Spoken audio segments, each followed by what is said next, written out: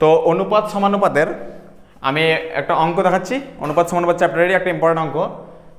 প্রথমে বেসিক ধারণাটা বোঝানোর জন্য কি আছে, রবি ও রাহুলের বর্তমান বয়সের অনুপাত 3:4।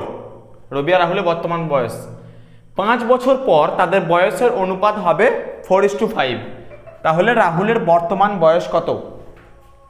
আমি এটা অনুপাতের নিয়ম দেখাবো, কিভাবে শর্টে তোমরা পরীক্ষায় করবে সেই নিয়মটা আমি দেখিয়ে দিচ্ছি।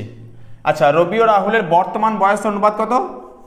আমি এটা বোঝার জন্য প্রথমটা লিখছি, রবি ইস টু রাহুল বর্তমান বয়সের অনুপাত 3:4। ওকে, 3:4। এটা রবি ও রাহুলের বর্তমান বয়স অনুপাত। কি বলা আছে অঙ্কে? 5 বছর পর তাদের বয়সের অনুপাত হবে 4:5। 5 বছর পর অনুপাত হবে 4:5। এটা 5 বছর পরে আমি লিখে দিচ্ছি, 5 বছর পর। 5 বছর পর অনুপাত 4:5। তাহলে রাহুলের বর্তমান বয়স কত? আচ্ছা, একটা জিনিস লক্ষ্য করো, এইরকম অনুপাত সমানুপাতের ক্ষেত্রে, মানে যখন ধরে নাও কয়েক বছর আগের একটা বলা আছে আর কয়েক বছর পরের একটা অনুপাত বলা আছে, সবসময় এই দুটোকে কম্পেয়ার করবে, এই দুটোর মধ্যে তুলনা করবে। এই দুটোর মধ্যে তুলনা করলে কি পাবো? দেখো, ভালো করে দেখো, এই যে 3 এটাও কিন্তু রবির বয়স, আবার এই যে 4 এটাও কিন্তু রবিরই বয়স। ওকে, আবার এই যে 4, 5 এটাও রাহুলের বয়স। তাহলে মানে ডিফারেন্সটা কি হয়েছে, পার্থক্যটা কি হয়েছে? দেখো, এখান থেকে এটাও 1 অনুপাত বেড়েছে, 3 থেকে 4 হয়েছে। এইটাও এখান থেকে 4 থেকে 5 হয়েছে, অর্থাৎ 1 অনুপাত বেড়েছে। এটা ক্লিয়ার তো?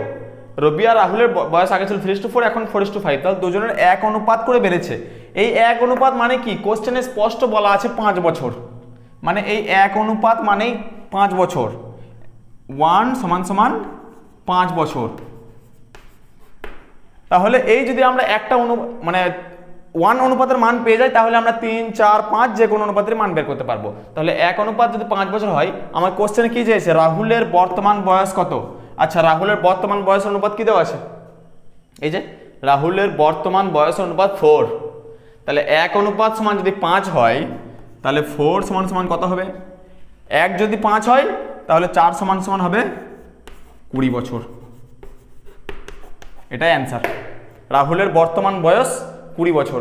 সবসময় অনুপাতের সঙ্গে কম্পেয়ার করবে, অনুপাতে যে মানটা বেরোবে সেই মানের সঙ্গে কম্পেয়ার করে 4 বছর যে 20 বছর হচ্ছে এটা রেখে দেবে। তো আগের অঙ্কটা আমি কি দেখালাম দেখলে? আগেটা দেখালাম যে অনুপাত যদি সেম থাকে তখন কি নিয়ম হবে, এইটা দেখাবো যদি অনুপাতের পার্থক্যটা একই না হয় তখন কীরকম রুলস হবে। এটা একটু আলাদা, ভালো করে বুঝবে, একটা স্টেপ বেশি। সমীর এবং আনন্দের বর্তমান বয়স যথাক্রমে 5:4। এটা বর্তমান। আচ্ছা, আমি লিখছি সমীর ইস টু আনন্দ। আচ্ছা, আমি সমীরকে এস দিয়ে রিপ্রেজেন্ট করছি। সমীর ইস টু আনন্দ, এটা বলা আছে কত? 5:4। এটা হচ্ছে বর্তমান বয়স। আচ্ছা, 3 বছর পর তাদের বয়সের অনুপাত হবে 11:9। এটা 3 বছর পর। 3 বছর পর ওদের বয়সের অনুপাত হবে 11:9। এটা 3 বছর পর। এইবার দেখো, 3 বছরে কি পার্থক্য হয়েছে? সমীরের ছিল 3 বছর আগে 5, 3 বছর পরে হয়েছে অনুপাত 11। আনন্দের ছিল 4, 3 বছর পরে হয়েছে 9। এদের পার্থক্যটা কত হয়েছে? এখানে দেখো 5 থেকে 11, মানে পার্থক্য হয়েছে 6 বেড়েছে। এইখানে দেখো 4 থেকে 9, তাহলে এখানে 5 বেড়েছে। এইবার বোঝো, দুটোতে কিন্তু ডিফারেন্সটা সেম নয়। যদি সেম থাকতো তখন আমি ডাইরেক্ট 1 অনুপাতের মান বের করে বয়সটা করে দিতাম, কিন্তু এখানে সেম নেই। তাহলে আমাকে কী করতে হবে? আগে দুটো ডিফারেন্স আমাকে সেম করতে হবে। তো আমি কি করে করব? একদম একটা ধাসুর ট্রিক বোঝাচ্ছি, ভালো করে বোঝো না। কী করে সেম আনবে, কি করে আমি এই পার্থক্যটা সেম করব বলে দিচ্ছি, ভালো করে বোঝো, একদম ভালো করে বুঝবে। এই যে প্রথম অনুপাতটা দেওয়া আছে 5 আর 4, এদের ডিফারেন্স কত? এদের ডিফারেন্স হচ্ছে 1। আর এই যে 11:9, এদের ডিফারেন্স কত? ভালো করে বোঝো, 2। তাহলে কি করব? এদের যা ডিফারেন্স তার সঙ্গে এর গুণ করব, এদের যা ডিফারেন্স তার সঙ্গে এটা গুণ করব। আবার একবার বলছি, ভালো করে বোঝো। সমীর আর আনন্দের বর্তমান বয়সের অনুপাত 5:4। 3 বছর পর তাদের বয়সের অনুপাত হয় 11:9, অর্থাৎ 3 বছরে এ বেড়েছে 6, এ বেড়েছে 5। দুটো কিন্তু আলাদা আলাদা অনুপাত বেড়েছে, যার জন্য আমি ডাইরেক্ট মান বের করতে পারছি না। তো কি করবো? আমাদেরকে সমান করতে হবে। সবসময় দেখবো যে দুটোর মধ্যে ডিফারেন্স কত হয়েছে। 5 আর 4-এর মধ্যে ডিফারেন্স 1, আর 11 আর 9-এর মধ্যে ডিফারেন্স হচ্ছে 2 আর এটা 1। তাহলে কি করব না, উল্টে দেবো। এই 2টাকে এদের সঙ্গে গুণ করে দেবো ইন্টু 2, আর এই 1টাকে এদের সঙ্গে গুণ করে দেবো ইন্টু 1। এইটা করলে কি হবে দেখো, এই পুরোটার সঙ্গে 2 গণ হবে, মানে 5 দুগুণে 10 ইস টু কত হবে 4 দুগুণে 8। এটা হলো সেম। আর এইটা গুণ করলে কত হবে, 11 সঙ্গে 1 গুণ করলে হবে 11, 11 সঙ্গে 1 গুণ করলে হবে 11 ইস টু 9 সঙ্গে 1 গুণ করলে হবে 9। দেখো তো এইবার পার্থক্যটা একই এসছে কিনা, এসছে। এইবার দেখো, এবার 10 থেকে 11 হচ্ছে মানে পার্থক্য 1, আর এই যে 8 থেকে 9 হচ্ছে মানে পার্থক্য 1। জিনিসটা বুঝতে পারলে? আমাকে ডিফারেন্সটা সেম আনতে হবে, ডিফারেন্সটা সেম আনতে হবে। আমি 1 নিলাম, তাহলে এই 1 মানে কি, এই 1 মানে হচ্ছে 3। কেন 3? কারণ বলাই আছে 3 বছর পরে তাদের এটা অনুপাত। 3 বছর আগে ছিল এইটা 10:8, আর 3 বছর পর তাদের বয়সের অনুপাত হবে 11:9, মানে অনুপাত বেড়েছে 1 আর বয়স বেড়েছে 3, মানে 1 অনুপাত মানেই 3 বছর। আমরা এখান থেকে ক্লিয়ার বুঝতে পারছি যে 1 অনুপাত মানে হচ্ছে 3 বছর। ক্লিয়ার বলা আছে এই 1 অনুপাত, এই যে এইটা বের করে নিলাম। এইবার অঙ্ক একদমই সহজ, যা উত্তর চাইবে তোমরা বের করে নিতে পারবে। কি চেয়েছে? আনন্দের বর্তমান বয়স কত, ব্যাস। তাহলে আনন্দের বর্তমান বয়সের অনুপাত কি না 10। আনন্দের বর্তমান বয়সের অনুপাত হচ্ছে, তাই তো না সরি 8। তাহলে 1 সমান সমান যদি 3 বছর হয়, তাহলে 8 সমান সমান কত হবে, 8 3 24 বছর। এইটা হচ্ছে অ্যান্সার, 24 বছর। তো দেখো আরেকটা অনুপাত সমানুপাতের খুবই একটা ইম্পর্টেন্ট কোশ্চেন, প্রত্যেকটা পরীক্ষায় আসে, মুদ্রাজনিত অঙ্ক। অর্থাৎ এত টাকার মুদ্রা এতগুলি আছে, তাহলে হয়তো বলে দেবে যে এই টাকার মুদ্রা কতগুলি আছে, বা মোট টাকা কত, বা মোট সংখ্যা কত মুদ্রার, এরকম কোশ্চেন আসে। তো সেই টাইপের একটা কোশ্চেনটা বোঝো।